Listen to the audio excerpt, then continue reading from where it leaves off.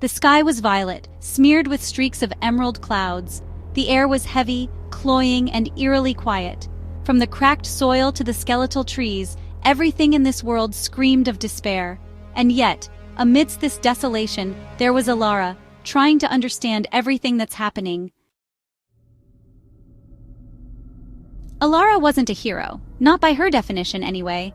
A gamer and amateur scientist, she'd stumbled into this ancient, famine-ridden world during a routine time travel experiment gone awry. But this wasn't an ordinary jump through time and space. Instead of her physical body arriving in this world, her consciousness had fused with that of a local inhabitant. She woke up in the frail, emaciated body of a young woman whose eyes reflected a lifetime of hardship. The humans she encountered, lanky and thin, gazed at her with a mix of desperation. What neither they nor she initially realized was that her salvation lay not in her mind, but in her obsession. Her favorite farming simulation game, Farming Eternal System, had somehow fused with her thoughts during the temporal leap. It wasn't just a game anymore.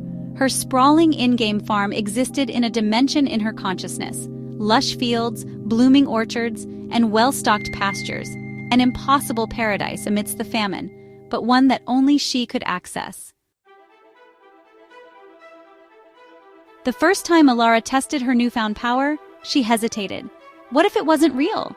But the moment she thought of stepping into the farm, she vanished from the barren wasteland and stood in her sanctuary of abundance.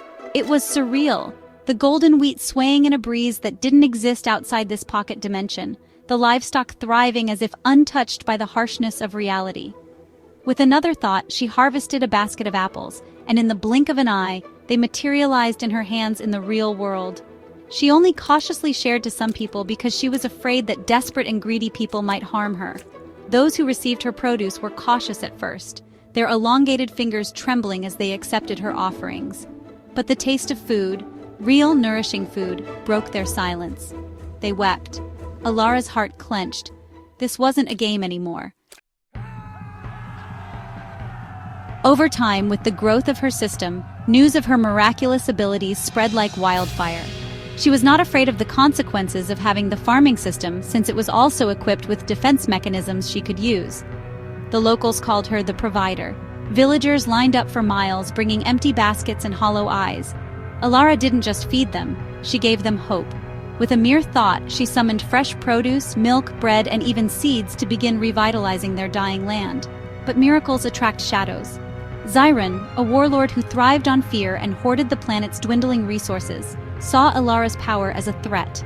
His soldiers marched into the village demanding she surrender her farm or whatever magic fueled her gifts. Elara, though terrified, didn't back down. She stepped into her farm space, her mind racing. She used the farm's defense mechanisms. Scarecrows sprang to life, towering automatons with glowing eyes. Irrigation systems morphed into defensive moats. Her barn transformed into an impenetrable fortress. When she returned to the real world, her creations emerged alongside her, protecting the village. Zyron's forces fled, their weapons useless against her conjured defenses. Seasons passed. Elara adapted her farming techniques to teach the villagers sustainable methods. Using the tools and knowledge from her game, she helped them revitalize their soil and introduced crop rotation and irrigation. Slowly, the barren lands began to bloom.